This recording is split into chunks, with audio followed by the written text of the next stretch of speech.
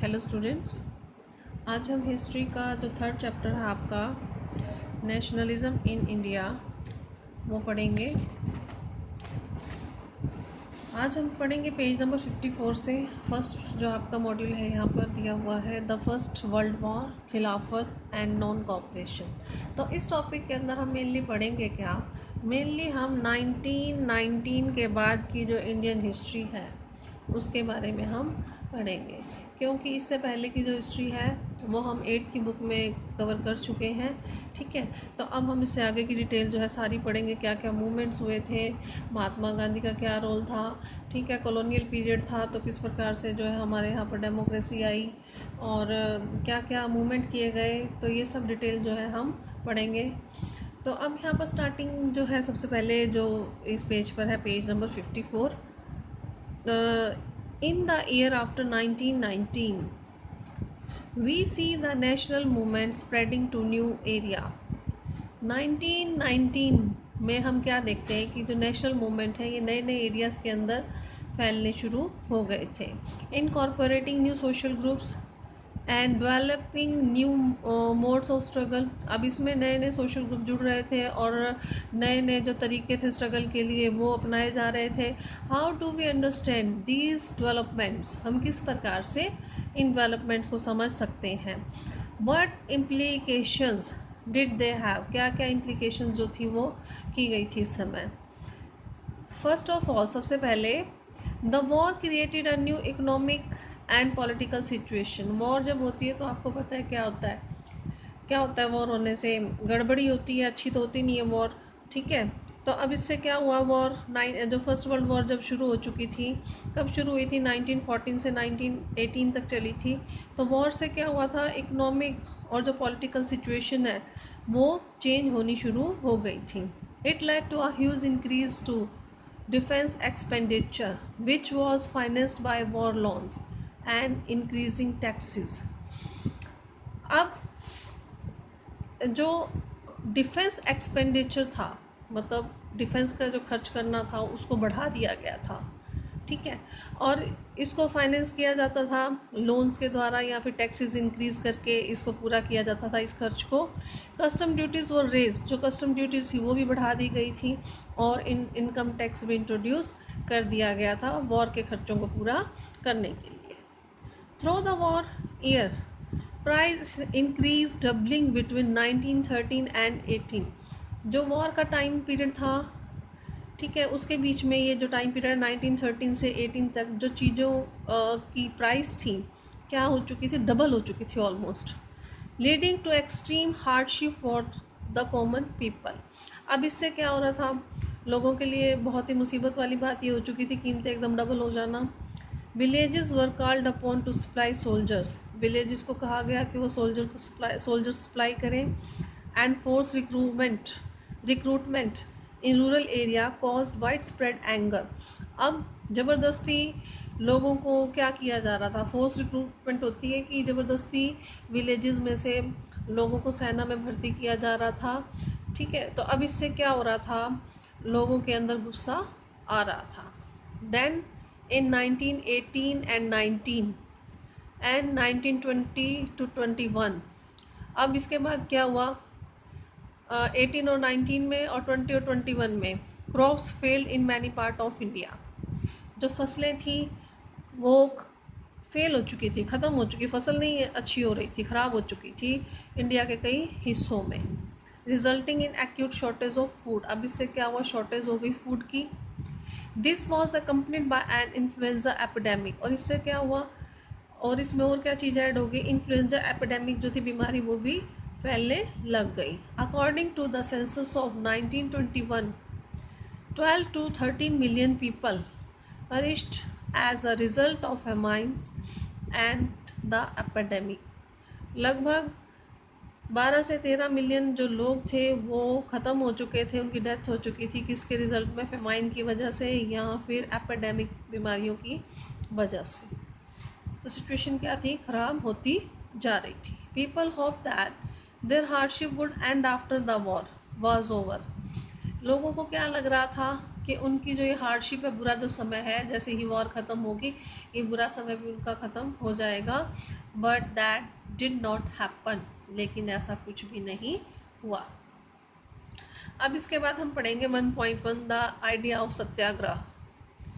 सत्याग्रह का आइडिया था क्या, किसने शुरू किया था, वो डिटेल अब हम इस टॉपिक के अंदर पढ़ेंगे 1.1 के अंदर।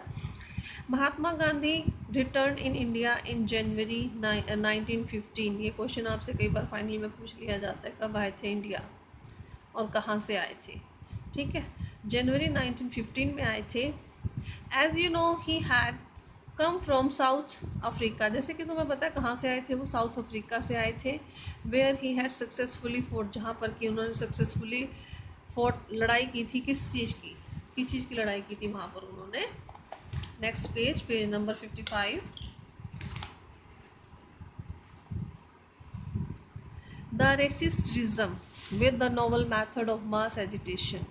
जो रेसिस्टिज्म था, जो वाइट लोग थे उनके साथ उन्होंने लोगों का मास एजिटेशन करके लड़ाई लड़ी थी, लोगों को इकट्ठा करके एजिटेशन वहाँ पर किया था। रेसिस्टिज्म के खिलाफ उन्होंने लड़ाई वहाँ पर लड़ी थी। विच ही कॉल्ड सत्याग्रह, जिसको कि उन्होंने सत्याग्रह कहा था। अब यहाँ से आपका सत्याग्रह की डेफिनेशन शुरू हो जाती है कि सत्याग्रह है क्या। The idea of satyagraha emphasised the power of truth. क्या दिखाता है, क्या दर्शाता है सत्याग्रह का आइडिया, सच्चाई, किसकी, पावर ऑफ ट्रूथ, सच्चाई की ताकत दिखाता है satyagraha. And need to search for the truth, और ज़रूरत है कि सच्चाई को जाना जाए। ठीक है। इट सजेस्टेड दैट, क्या बताता है, क्या सजेस्ट करता है, if the cause was true, कि अगर हमारा काम हम सही से कर रहे हैं, अगर कॉज कारण सही है। If the struggle was against injustice, अगर हमारा जो स्ट्रगल है वो इनजस्टिस के खिलाफ है। Then physical force was not necessary to fight the oppressor, तो फिजिकल फोर्स की कोई ज़रूरत नहीं है अप्रेसर से लड़ने के लिए। दमनकारी जो हमारा दमन कर रहे हैं उसके लिए फिजिकल फोर्स की कोई ज़रूरत नहीं है। विदाउट सीकिंग वेंजेंस और बीइंग एग्रेसिव, और satyagrahi could win the battle through non violence. बिना, विदाउट सीकिंग वेंजेंस होगा प्रतिशोध की भावना या बदले की भावना रखे, बिना बदले की भावना रखे या बिना एग्रेसिव हुए एक सत्याग्रही जो है वो लड़ाई जीत सकता है नॉन वायलेंस के जरिए। This could be done by appealing to the conscience of the oppressor. अब ऐसा करके जो आत्मा है उसको झकझोरा जा सकता है, जो ऑप्रेसर है, दमनकारी है, उसकी आत्मा को हिलाया जा सकता है कि देख तू गलत कर रहा है। ठीक है। पीपल इंक्लूडिंग द ऑप्रेसर, लोग जो कि ऑप्रेसर हैं, have to be persuaded to see the truth, लोगों को मजबूर किया जा सकता है जो ऑप्रेसर लोग हैं कि वो देखें सच्चाई को। Instead of being force to accept truth through the use of violence, बजाय कि वायलेंस का यूज़ करके उनको सच्चाई दिखाई जाए। बिना वायलेंस के कहने का मतलब यह है कि बिना वायलेंस के ही सच्चाई के रास्ते पर चलकर जो दमनकारी है उसकी आत्मा को झकझोरा जा सकता है कि उस सच्चाई को देखे। By this struggle truth was bound to ultimately triumph. अब इस मेथड के द्वारा जो सच्चाई की ही जीत होगी, ट्रम्फ होगा, जीत होना, विजयी होगा, सच विजयी होगा। Mahatma Gandhi believe that this dharma of non violence could unite all Indians. Mahatma Gandhi का ये विश्वास था कि ये जो नॉन वायलेंस मेथड है इनका, या जिस धर्म का ये पालन करें नॉन वायलेंस का, बिना हिंसा का, अहिंसा का, इससे क्या होगा, सभी इंडियंस क्या होंगे, यूनाइट होंगे, ऐसा महात्मा गांधी का मानना था। अब ये इम्पॉर्टेंट है ये पैराग्राफ, इसके अंदर आपको दे दी है सत्याग्रह की डेफिनेशन यहाँ से लेके ऑलमोस्ट यहाँ तक। ठीक है। और अब इस पैराग्राफ के अंदर जो है आपको महात्मा गांधी ने कहाँ कहाँ पर सत्याग्रह इंडिया में सबसे पहले किया, फिर दोबारा सेकंड कहाँ पर किया, थर्ड कहाँ पर किया, उसकी डिटेल यहाँ पर दी गई है, तो अच्छे से आपको पढ़ना है ये। After arriving in India, India आने के बाद Mahatma Gandhi successfully organise satyagraha movement in various places. कई जगहों पर सत्याग्रह मूवमेंट जो है महात्मा गांधी ने ऑर्गेनाइज किया।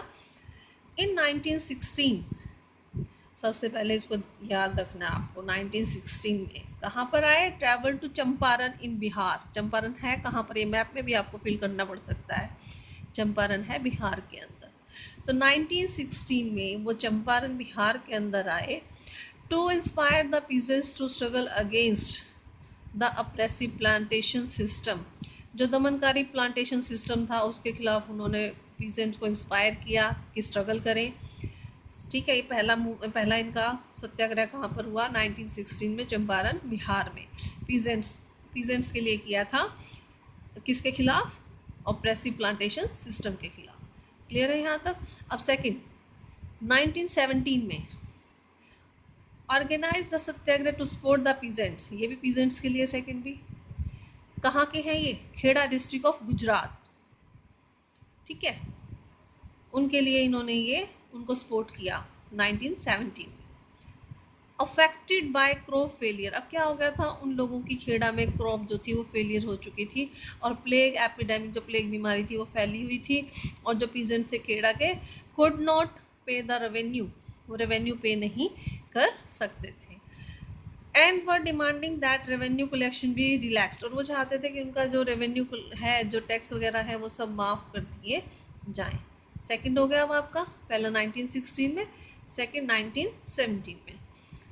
इसके बाद है 1918 में महात्मा गांधी वेंट टू अहमदाबाद। कहाँ गए? 1918 में अहमदाबाद। ठीक है, ऑर्गेनाइज सत्याग्रह मूवमेंट। सत्याग्रह मूवमेंट किया कॉटन मिल वर्कर्स के लिए। ठीक है, तो ये आपके 3 मूवमेंट है सत्याग्रह के जो महात्मा गांधी ने इंडिया में आने के बाद किए थे।